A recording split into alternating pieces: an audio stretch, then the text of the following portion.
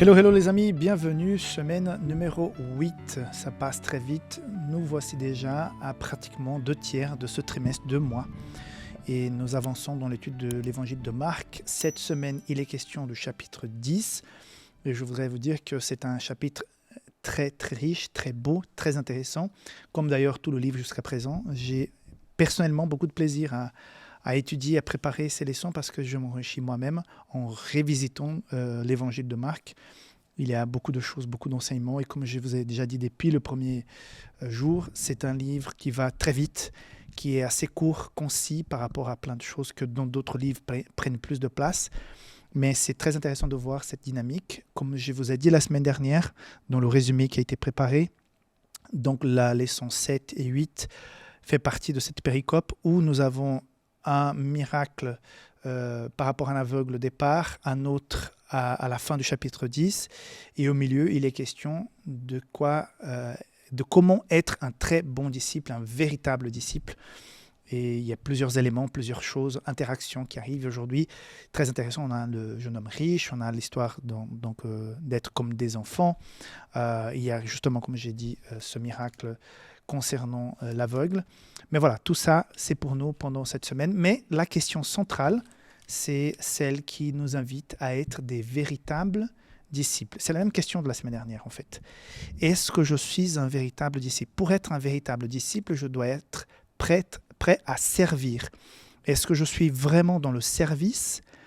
Quand je vais à l'église, est-ce que je regarde et je critique comme si j'étais dans un restaurant et que je vais juger l'accueil, la qualité de la table, du service qui est mis sur la table, du travail des serveurs, de la nourriture, de la façon comme elle est présentée, du cuisinier qui l'a préparée, de la façon comme je suis traité pendant mon repas, s'il y a de la musique trop forte, pas assez de musique, si les gens autour sont bruyants ou pas, si les tables sont trop serrées, si elles sont assez espacées. Bref, quand tu payes, forcément, tu as un regard critique. Mais quand nous allons à l'église, souvent, j'ai des gens qui font des remarques comme s'ils étaient en train de payer un service au niveau de l'église.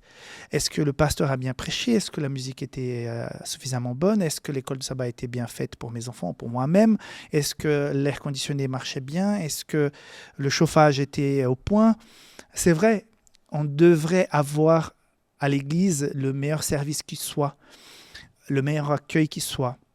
Mais parfois, voilà, c'est un service que chacun apporte librement. Personne à part le pasteur, et dans rares églises, le responsable de la musique aussi est salarié. Parfois, c'est rare, surtout aux États-Unis. Il y a un pasteur pour la prédication, il y a un pasteur pour la partie liturgique, mais c'est très rare. À part ces deux personnes-là, personne n'est un salarié. Tout se fait dans le don de soi. Et parfois, nous arrivons, au lieu de dire je viens pour servir aussi, est-ce que je peux apporter quelque chose? Et d'être à quelque part un peu compréhensif quand les choses ne se passent pas comme on aurait voulu. C'est vrai, je ne suis pas en train de dire qu'il faut tout accepter et faire les choses n'importe comment parce que de toute façon on ne gagne rien pour faire ça. C'est pas ça.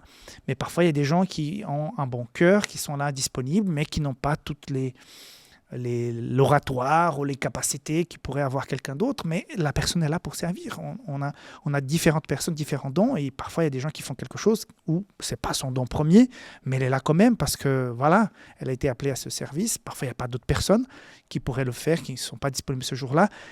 Voilà, c'est une famille. Mais parfois, souvent, nous avons ce regard critique. Voilà, c'est pas bien fait, c'est pas bien organisé, c'est pas bien je sais pas quoi. Tandis que l'esprit du Christ, l'esprit du disciple, c'est qu'est-ce que je peux faire? Est-ce que je peux aider?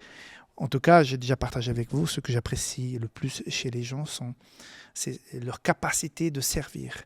Ça me fait vraiment plaisir d'être avec des gens que tu sens qu'elles sont là pour servir, qu'elles sont là pour aider, pour collaborer. J'aime pas être à quelque part et tout à coup, il y a quelque chose qui se passe et je suis là en train de... Je suis assis, je regarde faire parce que de toute façon, c'est pas à moi de faire.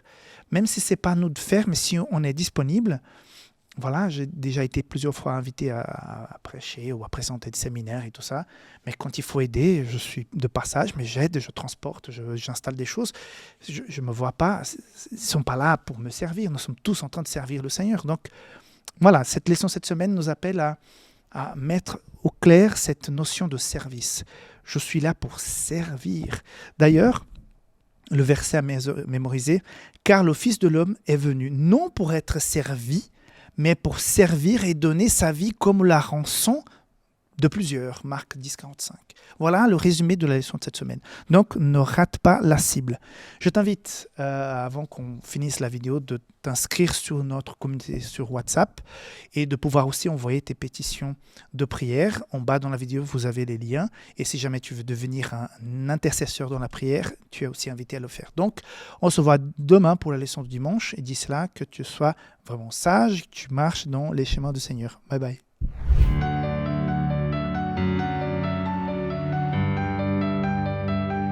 Pour cette première partie, nous sommes donc dans le chapitre 10, comme j'ai dit en introduction, le sabbat. Nous allons du verset 1 au verset 11 pour cette journée. Et là, il est question du divorce. Je ne vais pas répéter ce qui est décrit dans les leçons, même si je trouve très intéressant les deux écoles qu'il y avait à l'époque de Jésus, une qui était plus restrictive, l'autre qui était plus ouverte. Le fait que c'est connecté avec Lévitique 24, quand Moïse explique les raisons pour la lettre du divorce. Mais ce qui m'intéresse ici, c'est la réaction et la façon comme Jésus réagit à cette question. Or, quand on sait qu'à cette époque-là, on se divorçait pour très peu de choses. Cette lettre de divorce facilitait beaucoup. Donc, plusieurs personnes se mariaient et puis après un moment, si ça ne jouait pas, si le moindre détail pourrait faire en sorte que la personne puisse être refoulée avec une lettre de divorce de son mari. Je pense que pour les femmes, c'était extrêmement compliqué. Et Jésus va remettre les points sur les i. Mais une phrase qui m'impacte souvent quand je lis ce récit, c'est dans le verset 5 où Jésus dit « C'est à cause de la dureté de votre cœur que Moïse vous a donné ce précepte. » Vous voyez que l'idéal de Dieu, Jésus va le rappeler ici, c'est dans le récit de la création, quand Dieu créa l'homme et la femme, après ils vont devenir une seule chair, vont laisser père et mère pour devenir une seule chair. Donc l'objectif de Dieu, c'est que l'homme et la femme puissent s'unir pour toujours. Et qu'il soit un homme et une femme, c'est clair, qui puissent s'unir pour toujours. Et cette unité ne devrait pas être brisée pendant l'union, la relation. Mais on constate que nous sommes dans un monde de péché. Après l'entrée du péché dans le monde, il y a des choses qui vont déstabiliser la création de Dieu. Non seulement les animaux seront affectés, la nature, mais surtout, l'être humain, son caractère, sa façon de faire. Le péché va changer beaucoup de choses. Le péché va tellement affecter aussi le mariage de la famille qu'à certains moments, donc on va voir des cas d'adultère où l'homme ou la femme vont vers une autre personne, ils vont se lier pour créer cette unité qui ne sera pas une vraie unité avec une autre personne. Et ça va briser, à quelque part, le lien de mariage s'il n'y a pas le pardon. Donc, ou même s'il y a le pardon, mais une non-acceptation de revenir au plan de départ. Donc, je constate ici que Dieu, ce n'est pas qu'il change son idéal, mais à quelque part, il comprend la hauteur de l'être humain. Et ça, entre guillemets, sa bassesse, on dit, la bassesse de l'être humain, qui va abandonner l'idéal de Dieu, le meilleur plan qu'il pourrait avoir pour lui. Je suis sûr, je constate aussi, que le meilleur plan pour l'être humain, pour son épanouissement, pour son développement personnel, pour sa croissance, pour connaître davantage Dieu, c'est, s'il le souhaite, c'est de se marier. Et s'il le peut, s'il le souhaite, s'il le peut, de se marier, de fonder une famille, si c'est possible, s'il souhaite, s'il peut, d'avoir des enfants. Je sais qu'il y a des gens qui ne veulent pas, qui ne peuvent pas se marier, qui ne peuvent pas avoir des enfants et qui ne veulent pas. Je respecte. Dieu nous a donné toute cette liberté. Je fais, et c'est peut-être mon opinion personnelle que j'engage ici, je pense que le mariage et le fait de pouvoir, si c'est possible, de se marier et d'avoir des enfants, c'est une expérience qui nous amène beaucoup à connaître de façon plus pratique tout ce que Dieu a planifié et aller, on va dire, goûter toutes ces belles choses que Dieu a créées pour nous. Le fait d'avoir quelqu'un avec qui partager, le fait de voir un enfant qui naît, qui vient de toi, de ta femme, de pouvoir l'accompagner, l'éduquer. On voit les bonnes choses qu'on peut transmettre dans l'éducation et parfois d'autres choses qui viennent d'ailleurs, on ne sait pas d'où.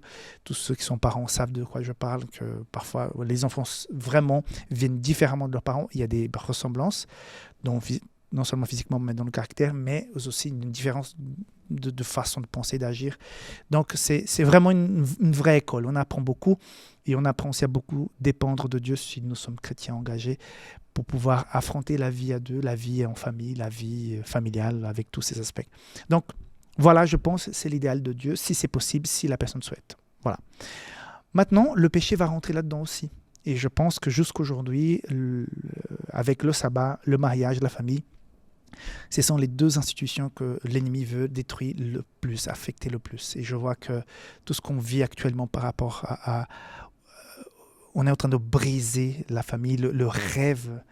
Le plus grave aujourd'hui, c'est qu'on puisse briser dans la tête des enfants l'idéal de la vie de famille qui était celle proposée par Dieu dans la création.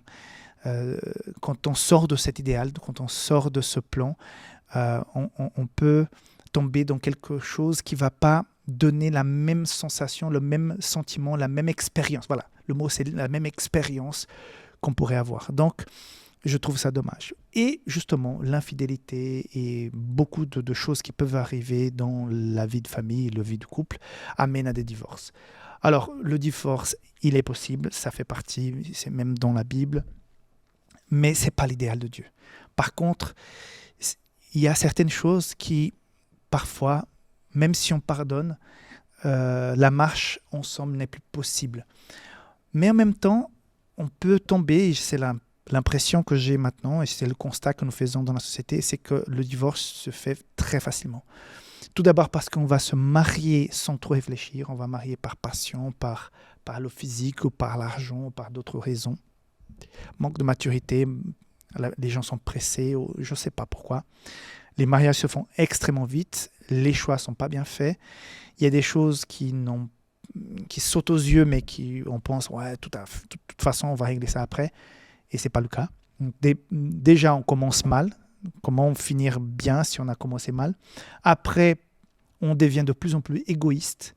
On est tellement centré sur nous que si on ne retrouve pas dans le mariage quelque chose qui répond à nos besoins, si la personne n'est pas là pour me satisfaire dans toutes mes carences, donc je pense tout de suite que ce n'est pas la personne qu'il me fallait.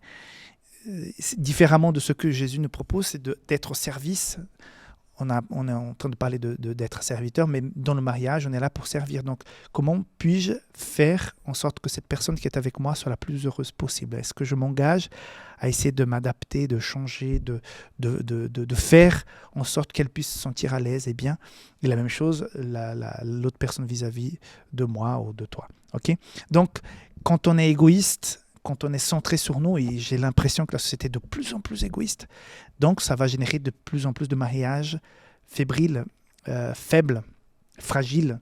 Donc rapidement, les gens ne se retrouvent plus parce que ces besoins ne sont pas là comblés rapidement. Tandis que certaines choses viennent avec l'expérience, avec le temps. Personne ne se marie en sachant comment être un bon mari, une bonne femme, comment faire les choses. On apprend tous. Je vois un peu comment je suis marié. J'étais vraiment très...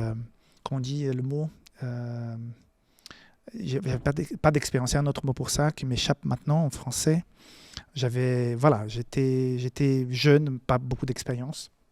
Je ne pouvais pas cerner l'ensemble de mes responsabilités en tant que mari, mais avec le temps, avec l'expérience, et puis les faux pas et tout, les dialogues avec notre partenaire et avec les gens qui ont de l'expérience autour, on corrige un peu le tir. Mais il faut le temps, il faut la patience. Et là, Jésus est en train de dire, mais revenez au plan, pensez, réfléchissez bien avant de se marier, pensez à se marier pour toute la vie. S'il y a des soucis, allez, on va dialoguer. Parce que nous sommes une seule chair, on a quitté notre père, notre mère pour être une seule chair. Ce n'est pas pour se détacher pour n'importe quoi. Par contre, s'il y a infidélité, s'il y a violence physique à répétition, parfois, oui, il peut y avoir quelque chose, un geste, c'est ponctuel, la personne se répond. Voilà. Mais la violence répétée, inadmissible. L'abus vis-à-vis des enfants, inadmissible. C'est pas parce qu'il n'y a pas eu infidélité avec un autre homme, une autre femme, que si c'est fait avec un enfant, c'est pire encore. C'est-à-dire les vœux de mariage sont cassés de toute façon. Okay. Et puis, il y a aussi la violence émotionnelle, mais il faut savoir à quel point, parce que si la personne est hyper fragile, n'importe quoi, c'est une violence émotionnelle. Donc, il faut voir effectivement si c'est une profonde violence émotionnelle où la personne a rabaissé au point qu'elle a perdu complètement son estime de soi, elle n'a plus d'identité, elle a été rasée. Donc voilà, chaque cas est un cas aussi. Mais Jésus, ce qu'il est en train de dire là par rapport au mariage, c'est revenir au plan initial, quoi, à la genèse du mariage. C'est une très belle institution, c'est la plus belle avec le sabbat que Dieu a créé avant la rentrée du péché dans le monde.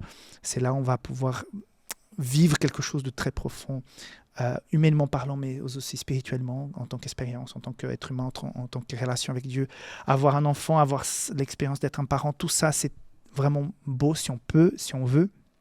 Mais voilà, tout est brisé, tout est attaqué aujourd'hui par rapport à ça. Et je vous invite à revenir à la source, devenir une seule chair selon le plan divin, de se battre. Je dis souvent quand je fais des présentations, préparation mariage, l'amour c'est un sentiment et l'amour c'est aussi une décision. Parfois c'est le sentiment qui tient, parfois c'est la décision qui tient, mais l'amour c'est le sentiment et la décision. Et c'est ça que Jésus est en train de nous dire. Raccrochez-vous à l'essentiel, à l'origine du projet pour le mariage. Voilà mes amis, j'espère que ça pourra vous aider, toutes ces réflexions, ces conseils. On se voit demain pour la suite de ce chapitre 10 de Marc qui promet beaucoup parce qu'il est très riche. À demain, bye bye.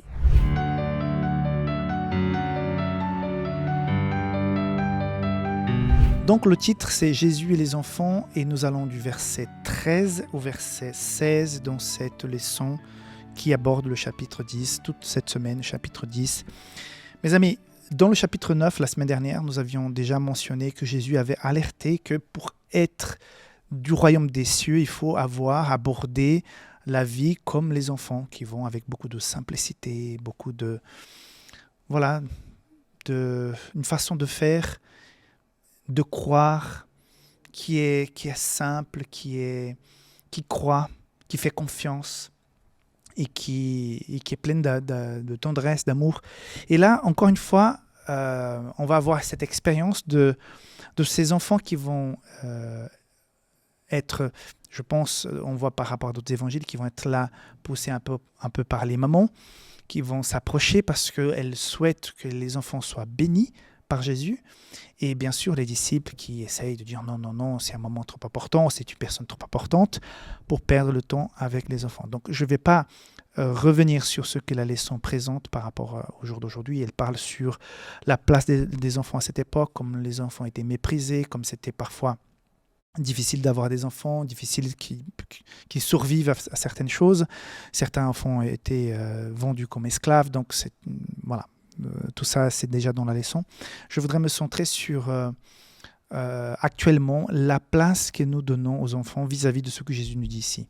Donc, parce que là, cette phrase ici, « Laissez venir à moi les petits enfants et ne les empêchez pas, car le royaume de Dieu est pour ceux qui leur ressemblent. » Donc, encore une fois, Jésus est en train de dire que cette simplicité, cette façon d'aborder la vie. Je me souviens très clairement de cette illustration, de cette histoire d'ailleurs, de cette petite fille qui vivait aux États-Unis, en Californie, où il y avait une sécheresse à tel point que les églises de la région ont décidé de commencer à prier pour ça.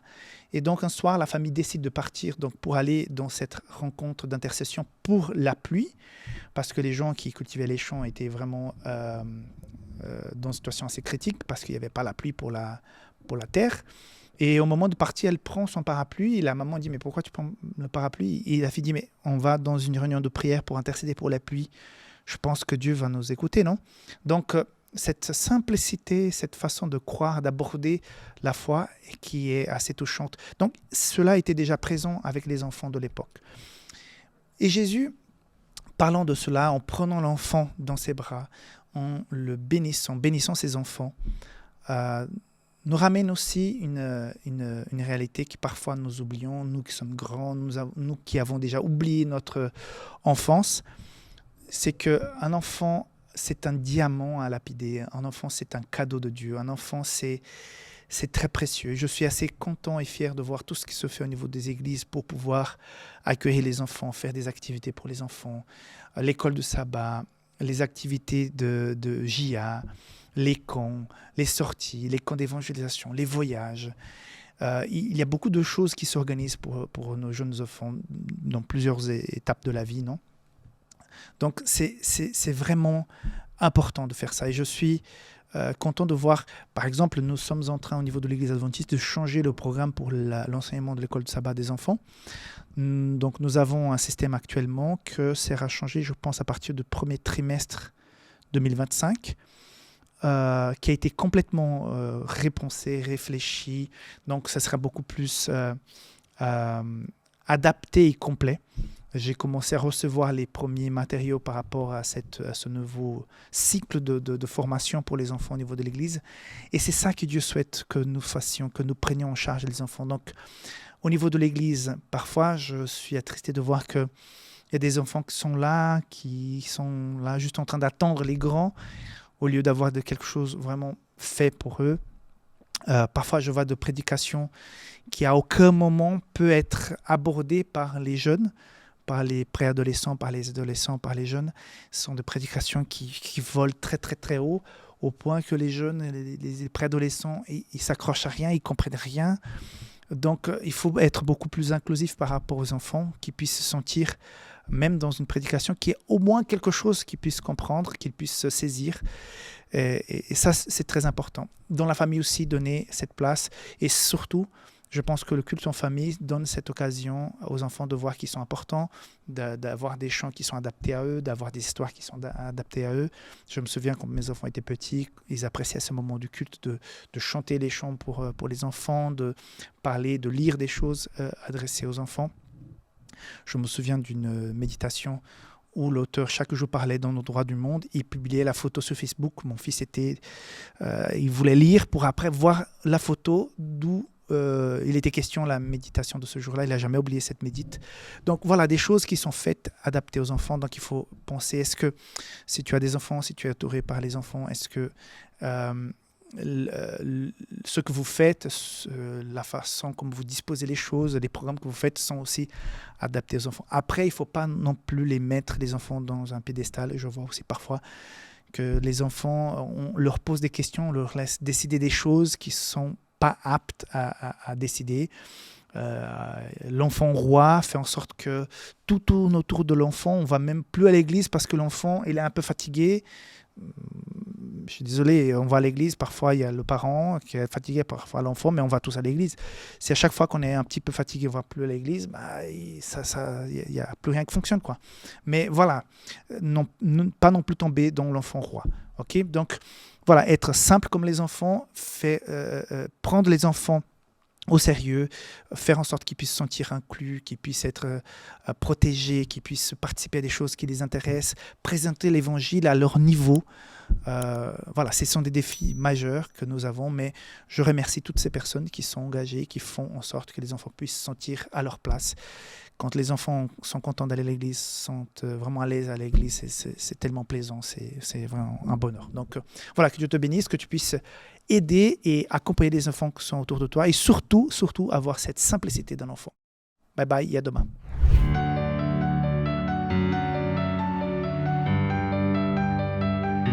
La leçon d'aujourd'hui, donc toujours chapitre 10, nous allons du verset 17 au verset 31. C'est toute cette partie où il est question du jeune homme riche qui est présent dans les 4 évangiles et qui, encore une fois, on a l'histoire ici.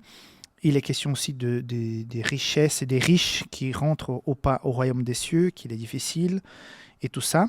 Il est question à la fin de se donner sa vie et de recevoir plusieurs fois en plus avec le salut. Donc, pour résumer la leçon d'aujourd'hui, je voudrais tout d'abord parler de la richesse. Tout de suite, on pense ici à la richesse matérielle. Il est vrai, la première richesse de laquelle il est question ici, c'est la richesse matérielle. Mais je voudrais aller au-delà de cela. Je pense que nous pouvons être riches financièrement, mais nous pouvons, et nous sommes tous riches du temps que nous disposons. Tu as du temps, tu as la santé, tu peux bouger, se mouvoir, tu peux aider, tu peux servir, tu peux travailler. Ça, c'est une richesse. Autre chose, si tu as de l'eau à la maison, au robinet, si tu as un interrupteur avec éclairage, si tu as un chauffage, par exemple, qui va te chauffer en hiver ou peut-être l'air conditionné, un ventilateur en été, si tu as les hôpitaux qui sont autour de vous, si vous avez la police qui est par là, si vous avez les systèmes qui fonctionnent, si vous avez l'économie qui fonctionne, si vous avez un travail, ça, mes amis, pour un tiers de la population de ce monde, ce n'est pas possible. Ils n'ont pas. Ils n'ont pas de l'eau à la maison, ils n'ont pas du courant, ils n'ont pas la santé, ils n'ont pas un système de santé, ils n'ont pas la protection de l'État. Ils sont à l'abandon, ils vivent dans des conditions extrêmement difficiles. Et nous qui vivons dans des pays occidentaux développés, bien riches, bien organisés, on ne se rend pas compte. Parfois, nous souffrons, on manque de choses. Mais finalement, quand on compare avec d'autres personnes qui vivent ailleurs, nous sommes très, très riches.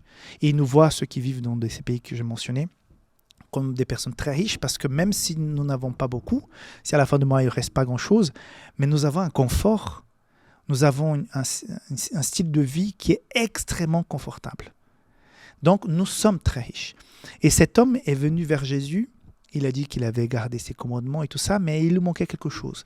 Même si tu n'as pas beaucoup d'argent, tu peux te retrouver dans la peau aussi de cet homme en disant « Seigneur, voilà, j'ai tout ce qu'il faut. Et je suis même un bon chrétien, je suis engagé à l'église, je vais chaque sabbat à l'église, si tu es adventiste, et tout. Mais il me manque quelque chose. » Et peut-être à ce jeune homme, Jésus a dit « Mais vends ce que tu as et tout. » pour que tu puisses vraiment... Parce que Jésus a senti que cet homme, il aimait Dieu, il aimait les choses célestes, la spiritualité, mais il était très accroché à tout ce qui était matériel. Et peut-être de la même manière, si tu as toutes ces choses que ou une partie de celles que j'ai mentionnées, peut-être le confort que tu as, même si tu n'as pas d'argent, mais le confort de la vie que tu as, est ton trésor. Et peut-être tu es en train de mettre ce trésor, ce confort au-dessus du service au prochain. Tu n'es pas un vrai disciple, un vrai serviteur, parce que quelque part, tu aimes plus ton confort qu'autre chose. Même si tu n'as pas beaucoup d'argent. Mais le peu que tu as, le peu de confort que tu as, c'est devenu un Dieu pour toi, c'est devenu un Dieu pour moi. Pourquoi il y a moins de foi, moins d'engagement? Pourquoi nos églises, si je prends que l'église adventiste, pourquoi elle est moins développée en Europe? Pourquoi elle est en train de décroître? On dit comme ça en français? Décroître. Là, j'ai un blanc, je ne sais pas. Mais elle est en train de rétrécir dans des pays comme l'Australie, comme en Amérique du Nord.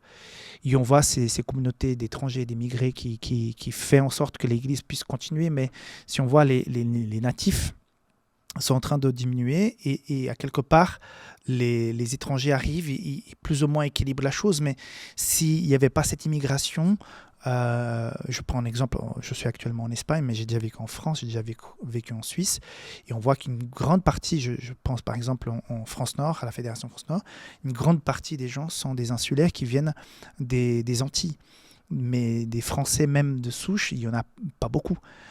Donc l'Église est toujours là, elle est toujours grande, et elle grandit même. Donc, mais les gens d'ici, de ces pays, sont de moins en moins engagés. Pourquoi? Il y a plusieurs facteurs. Je ne veux pas être simpliste. Mais un des facteurs, c'est que, et on constate que ces populations d'immigrés aussi, avec le temps, commencent à avoir le même comportement de ceux qui étaient là avant. Donc c'est incroyable. D'ailleurs, j'ai même fait ma maîtrise en théologie a été faite sur l'impact qu'il y avait l'immigration chez les croyants qui étaient très engagés aussi dans leur pays, mais qu'en arrivant en Europe, avaient subi un impact du confort ici. Donc c'est assez intéressant les résultats que j'ai pu obtenir. D'ailleurs, il faut que j'écrive un jour un livre par rapport à ça. Je n'ai jamais écrit. Mais on voit que le confort affecte la vie spirituelle si on n'est pas attentif. Donc le même jeune homme riche qui vient vers Jésus, qui dit « J'ai cette soif, mais quand même, je ne sais pas, qu'est-ce qui m'empêche d'aller jusqu'au bout avec toi, Jésus ?» Je lui dis « Mais c'est pas autre chose, c'est l'argent que tu as parce que tu mets ça en premier. Donc, tu donnes tout ça à ceux qui ont besoin et suis-moi. » Et d'ailleurs, comme dit la leçon, ça c'est une information intéressante que j'avais oubliée, c'est que Jésus l'a aimé. La leçon cette semaine, Marc nous dit que Jésus l'a aimé. Donc Jésus aime chaque personne qui s'approche de lui. Il lui dit franchement, voilà ce qui manque. Donc je te dis à toi et à moi-même, est-ce que parfois le confort ne fait pas en sorte qu'on soit comme ce jeune homme riche, qu'on est là, qu'on aime Jésus et tout, mais qu'on ne se donne pas totalement, il manque quelque chose. Parce qu'on est tellement bien, tellement confortable qu'on n'a pas envie de servir, on n'a pas envie de s'engager, on n'a pas envie de vivre une véritable vie spirituelle avec le Seigneur. Ça me fait réfléchir. Hein. J'espère que ça te fera aussi réfléchir si tu me regardes depuis ces pays que j'ai mentionnés ici au départ. Et donc, il est aussi question de cette difficulté à rentrer dans le royaume de Dieu. Donc, c'est la même chose. Toute la richesse qu'on peut avoir, qu'elle soit au niveau de l'argent, du compte bancaire, mais du confort qu'on a et de facilité de vie qu'on a, oui, ça peut compliquer la chose.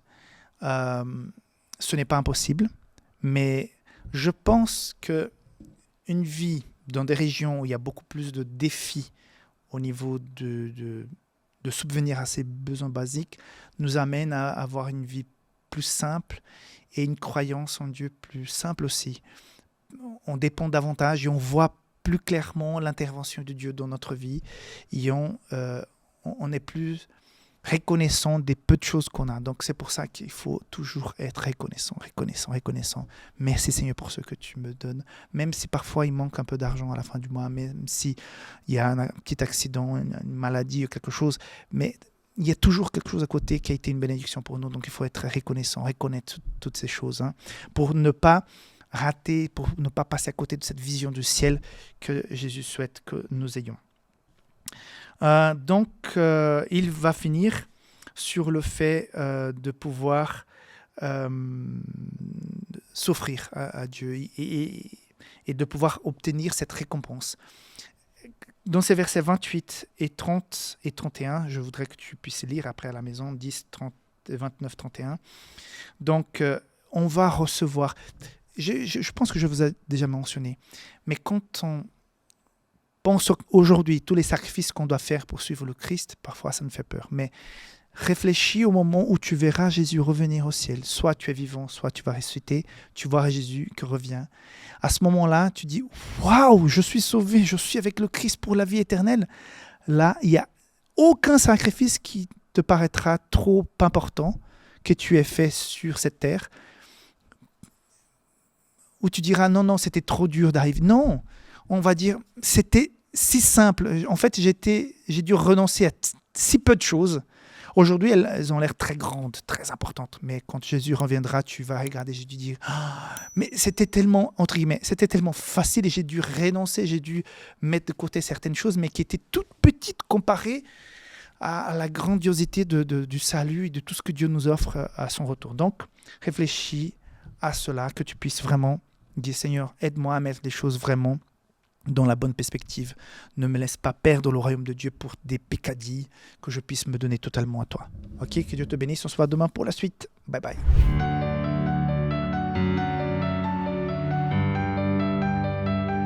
Donc, leçon du mercredi, pouvez-vous boire la coupe que je dois boire?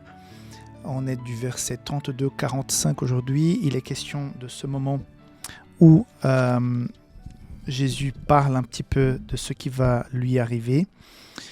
Ils étaient en chemin pour monter à Jérusalem et Jésus allait devant eux. Les disciples étaient troublés et le suivaient avec crainte. Voilà, Jésus commence à expliquer un petit peu comment les choses vont se passer. Après, il explique comment il va souffrir, comment il va être mis à mort, qu'il va ressusciter. Et j'imagine que ce n'est pas la première fois que Jésus fait ça. J'imagine que les disciples sont un peu... Ils doutent un peu, ils disent « mais c'est pas possible. C'est tellement beau ce qui nous arrive, il est tellement puissant. ressuscite des morts, multiplie les pains, marche sur l'eau, calme la tempête, guérit les malades, guérit toutes sortes de choses, parle comme personne. Non, c'est pas possible. Donc ils étaient dans l'incrédulité par rapport à tout ça. À tel point que nous voyons ce qui se passe après, quand les deux disciples, donc les deux frères, donc Jacques et Jean, vont demander à Jésus d'être à leur droite, à sa droite et à sa gauche. Moi, j'ai toujours, et ça, l'auteur de la leçon m'a fait réfléchir. Je n'avais pas lu, donc quand tu lis la leçon d'aujourd'hui, il est dit que peut-être leur intention était à quelque part bonne. Ils avaient des bonnes intentions, ils voulaient vraiment faire les choses correctement. Ils voudraient s'assurer que les personnes avec les bonnes intentions sérieuses seraient à côté de Jésus. Et comme ils savaient qu'ils avaient ces intentions, ils se sont juste proposés. J'avais jamais pensé à ça. Je pensais toujours qu'ils étaient un peu bêtes et à côté de la plaque, comme nous pouvons l'être aussi. Je ne suis pas en train de dire qu'on est mieux qu'eux. Mais l'auteur de la leçon m'a fait réfléchir que peut-être c'est dans l'innocence qui se sont proposés, dans l'innocence, je n'ai pas d'autres mots, par manque d'expérience, par manque de maturité, dans l'innocence, ils ont dit, mais Seigneur Jésus, je pense que nous pourrions être à droite et à gauche parce que nous allons faire les choses correctement. Comme ça, tu vois. Et là, la façon comme Jésus répondit et ce qui a été dit concernant ce qu'ils allaient passer, c'est surprenant quand j'ai dit, effectivement, vous allez boire de ma coupe, entre guillemets, non? Parce que Jacques va être mis à mort rapidement, et Jean bien plus tard, dans l'île de Patmos, où j'ai déjà eu le privilège de visiter et voir un peu comment ça se passe au niveau de cette île. C'était pas simple, à mon avis, de vivre là-bas. Mais on voit que, encore une fois, Jésus était à un niveau et les disciples à un autre. Et je pense que c'est très facile pour nous, lecteurs, 2000 ans plus tard, de juger, de dire « Oh, comment ils étaient bêtes, comment ils étaient à côté de la plaque ». Et j'ai l'impression que nous pouvons faire un petit peu la même chose. On peut croire que nous sommes de tel rang, que nous avons telle expérience, que nous avons vécu de telles et telles choses dans notre vie. Nous avons déjà eu des responsabilités et ça nous amène à croire que nous sommes à un certain niveau différent des autres. Mais ce que Jésus est en train de rappeler avec cette histoire, c'est que nous allons tous être jugés par Dieu. Nous allons, par la grâce de Dieu, être sauvés. Mais en ce qui concerne notre place, et je pense qu'il y aura des fonctions, des responsabilités au ciel, mais en ce qui concerne notre place, notre fonction, moi, si j'arrive à être au ciel, un simple membre assis pour écouter la prédication et voir tout ce que les autres font, je serais content d'accéder, de pouvoir vivre éternellement avec Jésus. C'est déjà super. Alors, quelle responsabilité vais-je avoir là-bas? J'en sais rien. Quelle sera ta responsabilité? Je pense que nous aurons tous des fonctions, des responsabilités, des activités. Quelles seront mes activités? Je ne sais rien, mais le simple fait d'y être, c'est déjà super.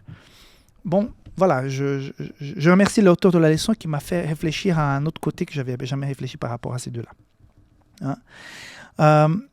Suivons donc l'histoire et ce qui se passe. Les autres disciples sont un petit peu fâchés parce qu'ils disent « Mais comment ça se fait que ces deux-là peuvent demander des places au-dessus de la nôtre ?»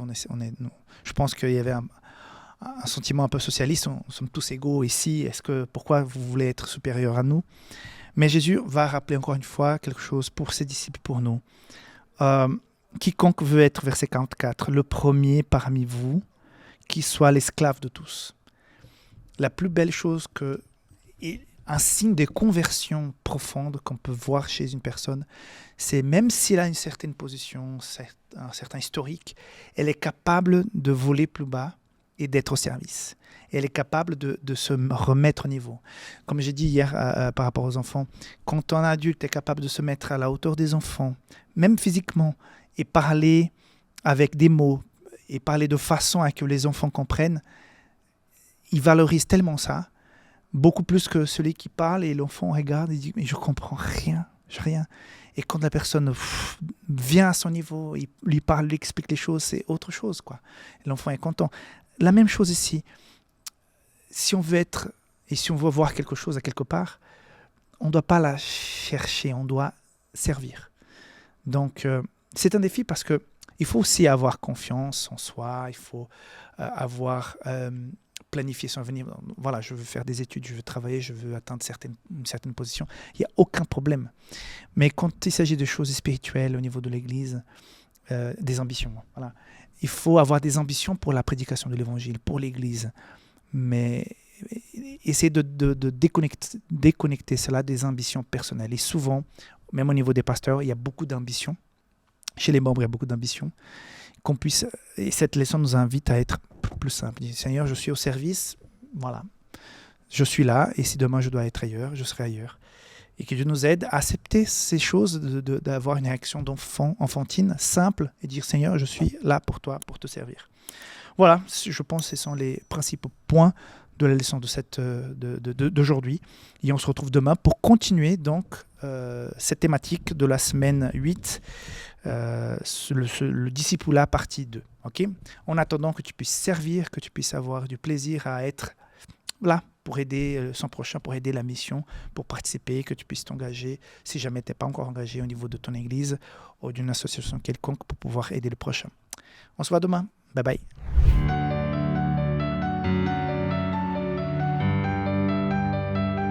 Voilà, dernière partie du chapitre 10 de l'évangile de Marc, dans cette leçon du jeudi, versets 46 et 52.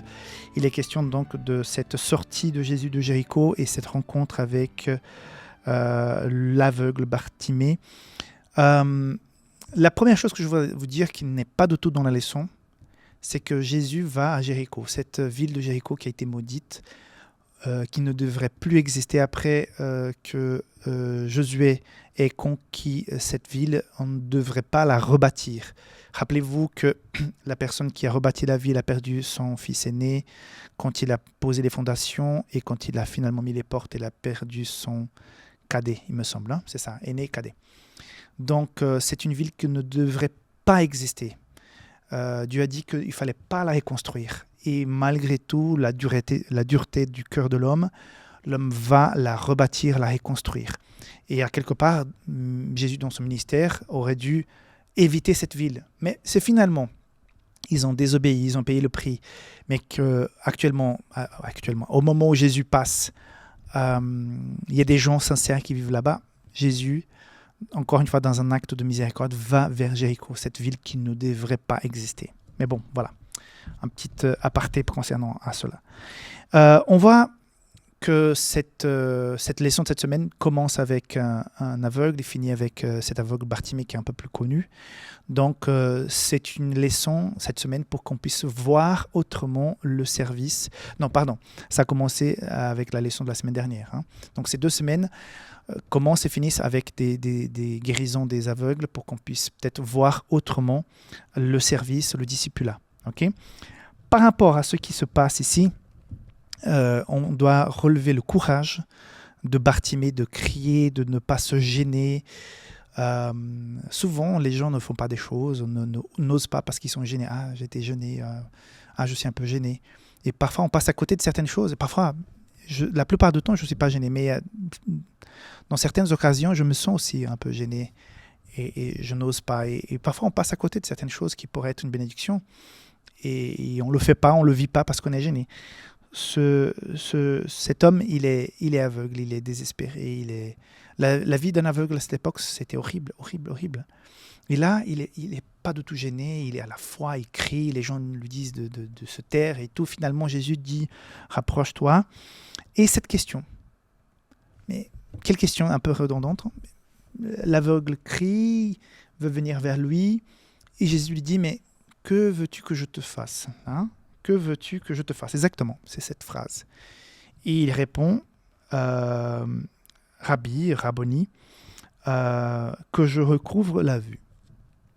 Mais cet homme, quand on voit le récit, il s'est rapproché avec énormément de foi. Pour faire ce qu'il a fait, c'est qu'il avait cette foi, il avait cette confiance que Jésus pourrait faire. Et j'imagine toutes les histoires qu'il avait écoutées, des miracles que Jésus avait fait pour d'autres aveugles aussi.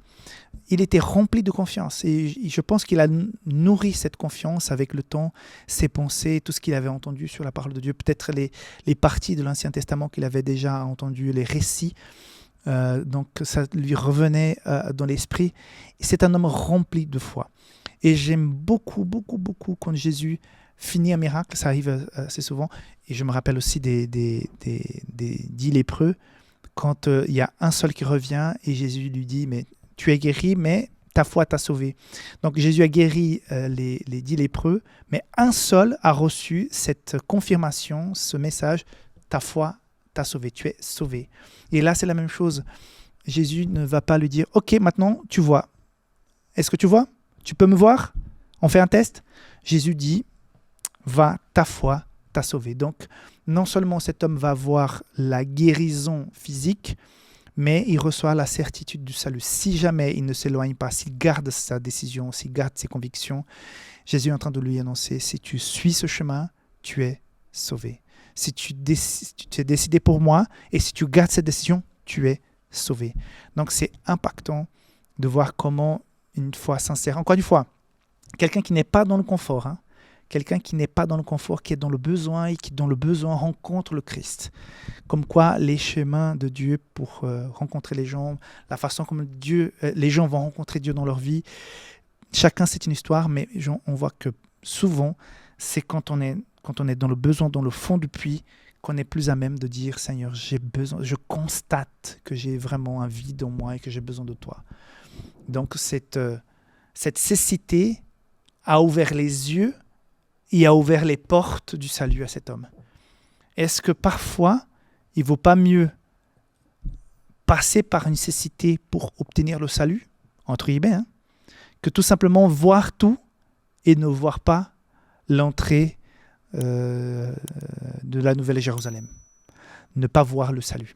Donc voilà, c'est une question que je me pose. Peut-être si tu passes par des moments difficiles, c'est peut-être l'occasion que Dieu aussi profite, utilise pour nous aider à être davantage sensibles à son appel, pour qu'on puisse véritablement être des disciples et avoir une relation profonde et réelle avec lui. Que Dieu te garde, que Dieu te bénisse, que tu puisses véritablement te décider pour le Seigneur chaque jour de ta vie.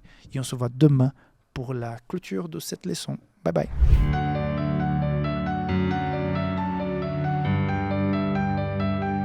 Je voudrais lire avec vous ce que dit Ellen White dans Jésus-Christ, ce qui est dans la leçon de vendredi, que je pensais parler autre chose, mais en lisant, je me suis dit ces deux mots-là sont très importants. Il peut sembler à ceux qui, comme le jeune chef, le jeune homme riche, occupent des hautes positions et possèdent des grands biens, que c'est un trop grand sacrifice de renoncer à tout pour suivre le Christ. Mais c'est là la règle de conduite de tous ceux qui veulent devenir ses disciples. Rien ne saurait remplacer l'obéissance. Le renoncement est la substance même des enseignements du Christ. Donc, l'obéissance et le renoncement. Quand tu es marié, quand tu es fils, fille, quand tu as des enfants, dans les règles de l'art de l'amour, de vivre ensemble avec la famille, de partage d'une vie commune, je constate que il faut savoir renoncer à certaines choses. Moi, j'ai mes plaisirs, j'ai mes activités favorites, mes envies, mes rêves. Et très, très souvent, pour des vacances, pour une sortie, pour telle activité, ou même avec le temps libre que j'ai, je dois le partager avec d'autres personnes avec qui je partage ma vie, ma femme, mes enfants. Et parfois, eux, ils ont d'autres attentes. Ils ont d'autres projets. Et souvent, quand on aime vraiment, on doit apprendre à renoncer un peu à ses envies personnelles pour pouvoir dire non, je vais, au lieu de faire plaisir à moi-même, je vais faire plaisir, je vais mettre dans ma liste de choses à faire d'autres choses qui n'étaient pas de toutes mes priorités, mais qui sont priorités, qui sont importantes, qui sont intéressantes pour d'autres membres de ma famille. Donc c'est un exemple simple. Quand on est marié, quand on a des enfants, quand on partage la maisonnée avec d'autres membres de la famille, peut-être les parents aussi, on constate qu'il faut renoncer. Le renoncement fait partie de la vie commune. Et quand on vit la vie chrétienne, quand on est disciple, qu'on est chrétien, Parfois, nous avons envie de faire certaines choses. Parfois, nous avons envie d'utiliser notre temps pour faire autre chose, nos ressources, nos connaissances. Mais qu'il est beau, qu'il est bon de dire non, je vais renoncer à faire plus de profit, à dépenser, à utiliser plus de mon temps pour faire ça qui me ferait énormément plaisir, pour le sacrifier à faire quelque chose qui peut-être est moins intéressante pour moi, mais que je vois qui correspondent à ce que Dieu attend d'un véritable disciple. Et là, la réflexion que j'ai pour ce vendredi, est-ce que nous sommes en train de réfléchir, est-ce que nous pesons bien les choses? Pesons? Je ne sais pas si j'utilise bien ce mot. Nous évaluons bien les choses pour pouvoir faire le bon choix, le bon renoncement. Est-ce que c'est vrai qu'il y a certaines personnes qui sont tellement dans le service qu'oublient elles-mêmes et qui parfois vont porter préjudice à sa propre vie, santé, vie familiale, tellement qu'elles donnent. Je ne parle pas de ça, c'est un autre extrême là. Mais de véritablement prendre de ses ressources, de son temps, de ses compétences pour mettre ça au service du prochain et de l'Église et d'un ministère. Donc, Ellen White dit que c'est le principe, rien ne saurait remplacer l'obéissance. Le renoncement est la substance même des enseignements du Christ. Donc, Christ a renoncé énormément de choses pour venir vivre dans ce monde, pour pouvoir nous sauver, pour pouvoir nous proposer la vie éternelle. Et parfois, l'égoïsme et l'orgueil qu'il y avait dans le cœur de Lucifer au départ du péché se retrouvent toujours en nous et ça prend le dessus. Et au lieu de renoncer à soi-même, nous sommes en train de chercher, de tirer la couverture vers nous-mêmes, de profiter du système ou des choses. Vous voyez, on a des problèmes avec la politique, la gestion publique, parce que une fois que la personne accède au pouvoir, petit à petit, même si elle a fait des jolies promesses pour les autres, mais finalement on constate assez régulièrement que les gens tirent profit pour eux-mêmes. Ils vont faire des trucs pour eux-mêmes. Ils vont oublier toutes les promesses. Ils vont servir à moitié. Ils vont servir, oui, un petit peu, mais pas pleinement. Et c'est tellement dommage, ça va contre la nature. Dieu veut nous proposer autre chose, que nous puissions effectivement servir dans tout ce qu'on fait, mettre vraiment, donner cette chance à l'autre, à ses intérêts, à ses besoins, à une première place dans notre vie. Prendre du temps pour ces personnes, prendre nos ressources. Voilà le défi que Jésus nous apporte avec ces 2 semaines de discipulat. J'espère que tu puisses faire comment on dit, quand on change de siège dans l'avion, j'ai oublié le terme. Go up, il y a un autre terme. J'ai oublié en anglais, comment on dit? Bon, tu comprends ce que je veux dire, mais d'aller un niveau au-dessus, au niveau du discipulat, que tu puisses servir, que tu puisses aimer, partager. Ça, c'est la plus belle chose qui puisse nous arriver, vraiment vivre une vie de service. Que Dieu te garde, que tu puisses avoir un très très bon sabbat et que la semaine prochaine soit une belle semaine qui démarre bien pour toi. Et n'oublie pas, va à l'église, engage-toi, participe, sois un serviteur. C'est la meilleure décision que tu puisses prendre si tu peux. Ok? Que Dieu te garde et on se voit la semaine prochaine. Bye bye.